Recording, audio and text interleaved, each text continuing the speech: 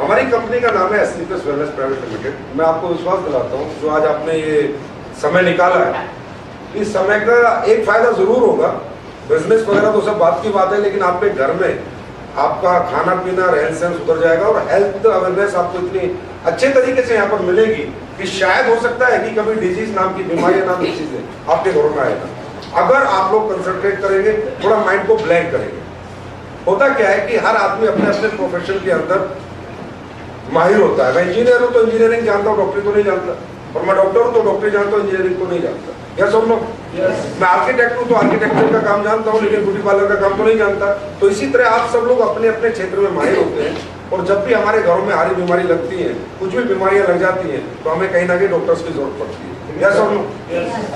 100% बीमारियों के बिना भी जिंदगी जी है लोगों ने, और बीमारियों का भी एक समय होता है आने का। जब समय से पहले आ जाती है तो वो बीमारी है। मैं 90 साल में कोई बीमारी आ गई तो वो तो कुदरती आएगी, क्योंकि बॉडी वीक हो जाती है। तो हम लोग यहाँ पर जो देखने वाले हैं वो लाइफ स्टाइल डिजीज के बारे में देखने वाले हैं। दुनिया के अंदर 2 प्रकार की बीमारियां होती है, एक होता है डिजीज, एक होता है लाइफ स्टाइल डिजीज। पहले हमें यह समझना है कि डिजीज क्या होता है और लाइफ स्टाइल डिजीज क्या होता है। डिजीज का मतलब होता है बीमारियां, हार्निया, अपेंडिक्स, मलेरिया, इस तरह की बीमारी जो होती है उन्हें डिजीज कहा जाता है। निमोनिया, टीबी, ये क्या हो गया? डिजीज। इसके लिए मैं बात नहीं कर सकता, because I am not MBBS, I am not a BMS. Okay, इसके लिए आप भी किसी से बात नहीं कर सकते, क्योंकि बीमारी को ठीक करने के लिए सिर्फ एक व्यक्ति बना है, वो कौन है? डॉक्टर। एक होता है लाइफ स्टाइल डिजीज। पहले आज हम लाइफ स्टाइल डिजीज को समझेंगे। लाइफ स्टाइल डिजीज क्या होता है? हम क्या खाते हैं, हम कैसे खाते हैं और हम कब खाते हैं। हमारे जीवन में खाने पीने से जो बीमारियां हमें लग जाती है उन्हें लाइफ स्टाइल डिजीज कहा जाता है। और लाइफ स्टाइल डिजीज के बारे में आप या आपकी मिसेज या आपका बेटा या आपके मम्मी पापा सब जानते हैं, और लाइफ स्टाइल डिजीज में आपको या मुझे किसी को समझाने में, बताने में डॉक्टर बनने की जरूरत नहीं है। क्या खाना है, कब खाना है और कैसे खाना है, क्या खाने से क्या अच्छा होता है और क्या खाने से क्या बुरा होता है। एग्जाम्पल देता हूं, हमें जब चोट लग जाती है तो हमारी मम्मी कहती है कि बेटा हल्दी का दूध P low. She is not a doctor, वो डॉक्टर नहीं है, पर उन्हें पता है कि हल्दी का दूध पीने से चोट जल्दी ठीक हो जाएगी। हम खेल के आते हैं, हमें पसीना आ रहा होता है, हमारे पापा कहते हैं बेटा एकदम ठंडा पानी मत पीना, नहीं तो आपको कोल्ड हो जाएगा। He is not a doctor, पर ही नो कि गर्मी के गर्म पसीने में ठंडा पानी पीने से जुकाम हो जाता है। यस और नो? हमारे दादाजी जानते हैं कि बेटा सुबह उठने के बाद अगर आप 4-5 गिलास पानी पी के फ्रेश होने जाएंगे तो आप बहुत अच्छी तरीके से फ्रेश होंगे और ताजगी महसूस करेंगे। वो भी डॉक्टर नहीं हो सकता, उन्होंने एक क्लास भी पढ़ा ना हो। तो क्या खाना है, कैसे खाना है, कब खाना है, इसके बारे में जनता समाज अवेयर है, लेकिन धीरे धीरे चीजों को भूल गया है। बस वही याददाश्त हम आज थोड़ी वापस लाएंगे। लाइफ स्टाइल डिजीज, तो क्या खाना है, कब खाना है, कैसे खाना है, इसके बारे में हर आदमी हर जगह बात कर सकता है। यस और नो? कोई भी कर सकता है, इसके लिए डॉक्टर बनने की जरूरत है? डॉक्टर बनने की जरूरत नहीं है।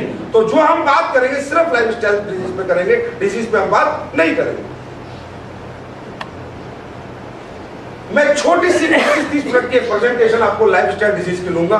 इसे आप देखना है, समझना है, तो शायद आपकी जिंदगी काफी खूबसूरत हो सकती है। Life few decades back and today, आज से 50 साल पहले आप जाइए, जिंदगी कैसी थी। इंसान पहले भी 90 साल जीता था, 90 साल आज भी जीता है, पर फर्क क्या पड़ गया? पहले इंसान को दिखा है लिविंग लॉन्ग लिखा है, मतलब इंसान 60 साल तक बिना बीमारियों के जीता था, कोई बीमारियां नहीं आती थी। आखिरी के 30 साल जब उसकी बॉडी वीक हो जाती थी तब उसे बीमारियां लगती थी।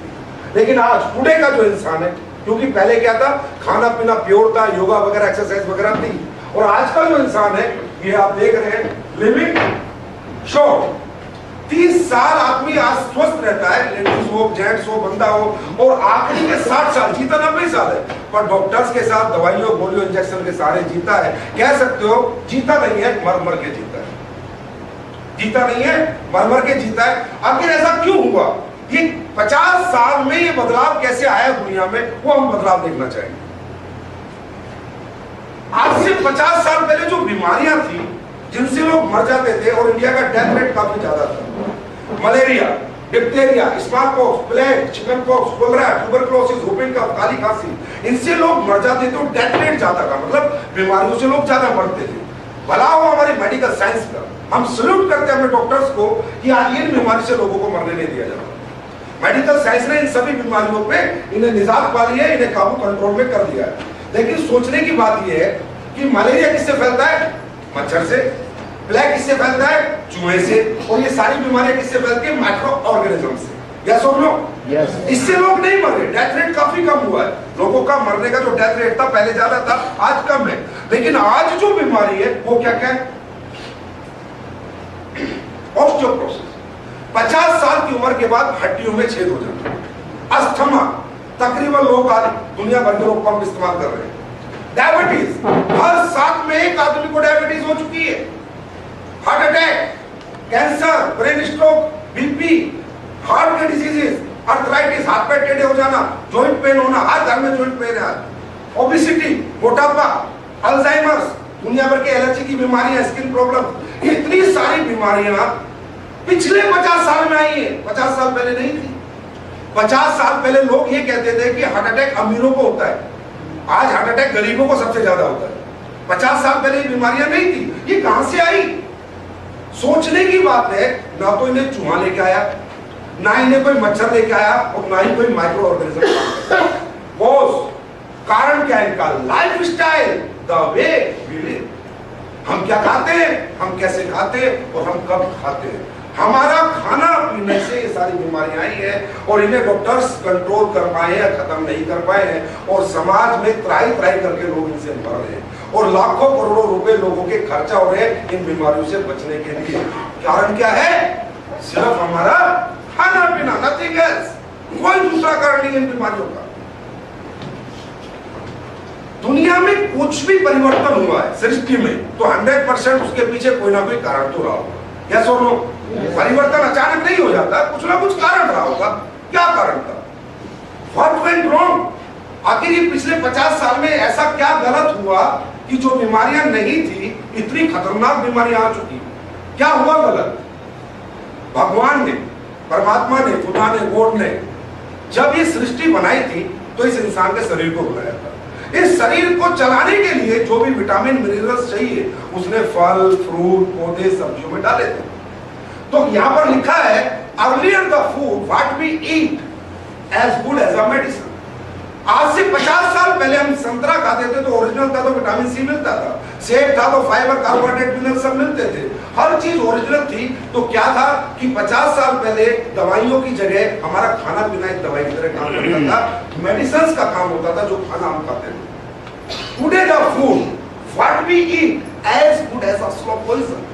आज जो हम खाना खा रहे हैं वो alcoholic, pesticide, urea, dye, chemicals, injections, पता नहीं क्या क्या चीजों की मिलावटी चीजें हम खाते हैं। आज एक इंसान का खाना पीना साक्षात स्लो पॉइजन है, धीमा जहर। सोचने की बात है, जिस शरीर को चलाने के लिए हम जिस खाने को खाते हैं, अगर वो जहर बन जाएगा तो जिंदगी कैसी होगी। इसीलिए आज ट्राई करके लोग मर रहे हैं।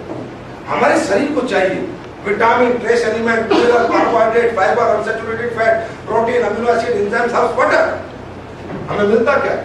Refined product, animal product, golden product, vegetable, fruit, salt, sugar, cholesterol, caffeine, alcohol, medication, food additives, pesticide, urea, dye, chemical के उगाए हुए प्रोडक्ट जिन्हें हम खाते हैं। तो क्या हो गया?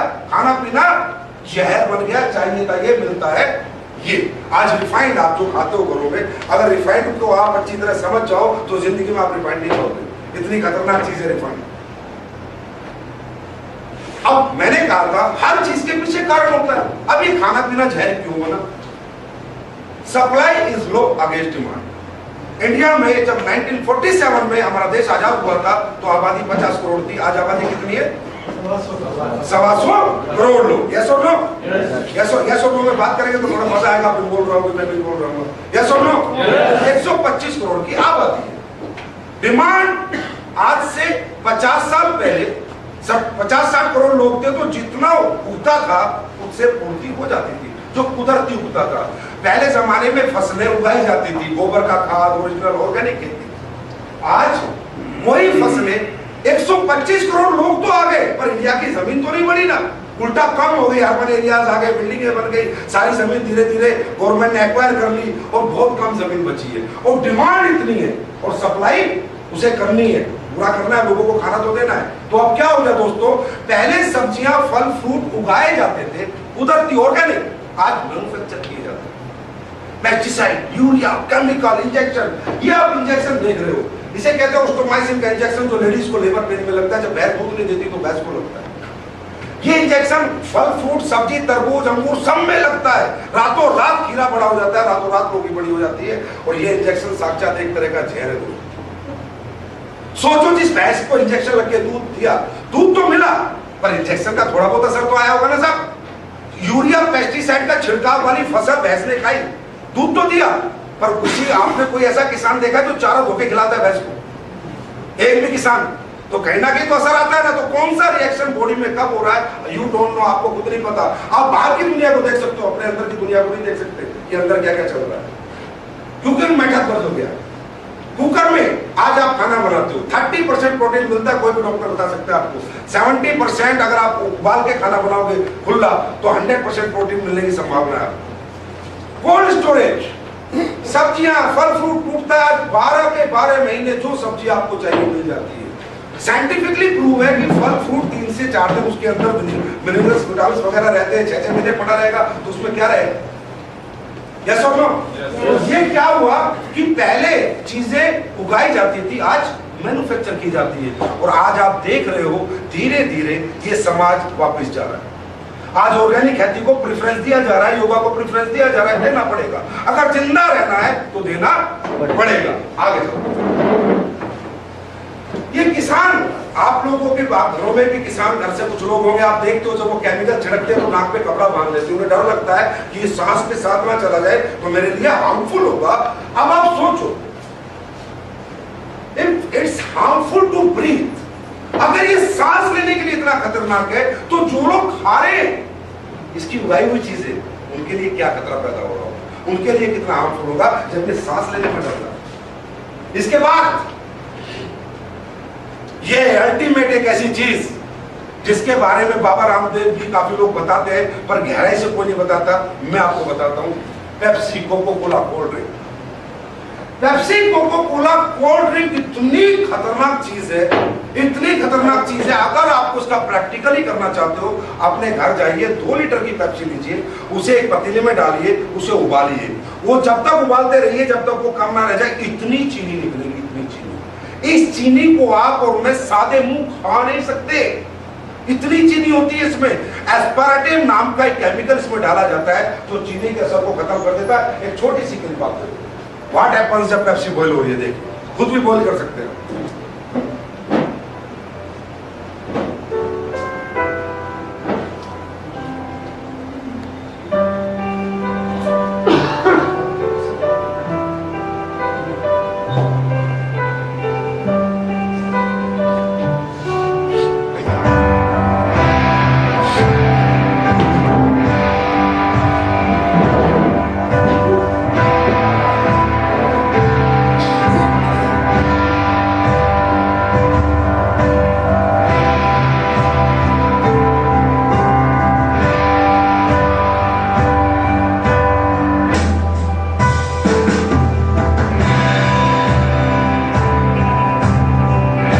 आपको कोई नहीं बताता, इतनी गहराई से कोई नहीं बताएगा। हम लोग हेल्थ अवेयरनेस प्रोग्राम चला रहे हैं पूरे इंडिया में, घर घर जाकर लोगों को समझाते हैं इन चीजों को अवॉइड करो। इसमें केमिकल डालते हैं एस्पार्टेम नाम का, जो चीनी के असर को खत्म कर देता है। US food department of America की रिपोर्ट है कि अगर 1 लीटर पेप्सी आप पियोगे तो 4 साल में ऐसी कोई बीमारी नहीं है जो आपको नहीं लगेगी अगर आप 1 लीटर पेप्सी डेली पियोगे। ये बहुत, मतलब इसे टॉयलेट क्लीनर भी दूसरी भाषा में लोग कहते हैं। तो अवॉइड करो, इससे बचाओ अपने आप को, अपने बच्चों को। अच्छी बात है, उन्हें जूस पिलाओ, अच्छा जूस पिलाओ, फल के जूस पिलाओ तो अच्छी बात है। ये चीजें अच्छी नहीं है, और इन चीजों से वो चीजें हो जाएंगी, वो बीमारी हो जाएगी कि करोड़ों रुपए भी आपके खर्च हो सकते। नेक्स्ट, आज हमारे बच्चे और हम भी, खासकर हम भी आजकल पिज्जा, बर्गर, केक, इनके दीवाने हो रहे हैं। हमारे को खुद नहीं पता कि कैसे बनते हैं, इनमें क्या क्या मिलता है, क्या क्या केमिकल मिलता है। अगर आप बर्गर का एक्सपेरिमेंट करना चाहते हैं तो आप एक बर्गर को लाइए, जो उसके अंदर लिक्विड लगाया जाता है उसे छोड़ दीजिए, प्याज, टमाटर, आलू सब निकाल दीजिए उसमें से, और उस लिक्विड को छोड़ के बर्गर को 1 हफ्ता अपने घर की अलमारी में रखिए। बर्गर के अंदर सड़ेगा नहीं, बर्गर सड़ेगा नहीं। सोचने वाली बात है, ब्रेड है, सिर्फ लगेगी, उसमें कोई भी बदबू नहीं आएगी। इसके अंदर वो केमिकल मिलाया जाता है जो शैम्पू वगैरह में मिलाया जाता है, तब जाके ये बर्गर आपको टेस्टी लगता है। जो केक आप लोग खाते हैं, हम बर्थडे पे बच्चे के मंगाते हैं, तो जब आप केक बनवाते हैं तो उसे बोले भाई हमारे को प्योर केक चाहिए, हमारे को वो केक नहीं चाहिए जिस टाइम पे तू बनाता है। केक मीठा होता है या खट्टा होता है? मीठा होता है। हम लोग मुंह पे भी लगा के घूमते हैं, सही है, काफी मजे लेते हैं और काफी मीठा होता है। मीठी चीज को चीनी मक्खी चींटियां मक्खी छोड़ती है क्या? अब केक को फेंको रोड के ऊपर, एक चींटी मक्खी नहीं आती, एक चींटी मक्खी उसके नजदीक नहीं आती। उसे पता है इतना खतरनाक केमिकल है, अगर मैंने खाया तो मर जाऊंगा। मतलब चींटी मक्खी को पता है, लेकिन आज इंसान को नहीं पता कि उसकी जिंदगी में उसके साथ क्या क्या हो रहा है। नेक्स्ट, आइसक्रीम सबसे खतरनाक आइटम, सबसे खतरनाक आइटम है। स्ट्रॉबेरी का अगर फ्लेवर देना है तो नाइट्रेट सॉल्वेंट डालना पड़ता है। आप पढ़ सकते हैं, देख सकते हैं। अगर आपको बनाना फ्लेवर देना है तो ऑयल पेंट में जो सॉल्वेंट मिलते हैं वो इसमें डालना पड़ता है। अगर आपको वेनिला फ्लेवर देना है, वेनिला खाते हैं ना हम लोग, तो जो कॉकरोच को मारने के लिए केमिकल इस्तेमाल होता है वो वेनिला फ्लेवर में इस्तेमाल होता है। You will see. अब सोचिए इनके पास ऐसी कौन सी भैंस है जिसका दूध 6 महीने तक खराब नहीं होता? सोचिए इनके पास ऐसा कौन सी भैंस है जो कलरिंग दूध देती है, red, white, vanilla flavour, strawberry flavour, colour है ना, और वो भी ऐसा कलर है जो जाता नहीं है। ऐसा भी कलर नहीं है कि छूट जाता है। तो सोच लीजिए कलर, ये साक्षात एक तरह का cancer, TB, heart disease problem, tumour, brain tumour, इन्हें खाने पीने से कुछ भी हो सकता है। ये इतनी खतरनाक चीज है। उसके बाद ऊपर वाले की देन, एयर पोल्यूशन। अभी ओबामा इंडिया में आया तो यूएस की रिपोर्ट आई कि 6 दिन उसकी उम्र कम हो गई। इतना एयर पोल्यूशन, एयर पोल्यूशन, नाक पे फिल्टर नहीं लगा सकते। जब आबादी बढ़ी तो फैक्ट्रीज भी बढ़ी, प्रदूषण भी बढ़ा, इतनी सारी गाड़ियां चलती हैं, तो इनमें इतना टॉक्सिन्स है, इतना टॉक्सिन है जो हमारे शरीर के अंदर जा रहा है। वाटर पोल्यूशन, आपका जो पानी गटरों में जाता है यही पानी रिसाइकिल होकर दोबारा आपके घरों में आ जाता है। इतने बड़े बड़े प्लांट गवर्नमेंट ने लगा रखे हैं।